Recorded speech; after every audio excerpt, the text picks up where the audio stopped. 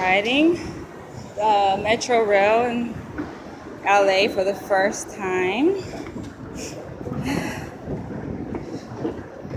Very first time.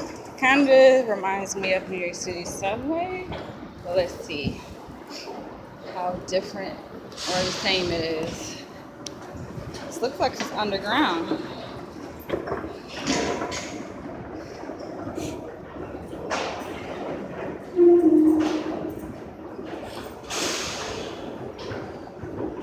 In LA.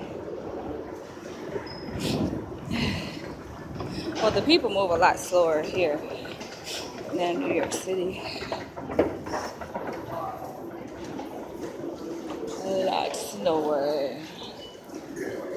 Oh, let's see how I'm gonna do this. I don't have ticket agent.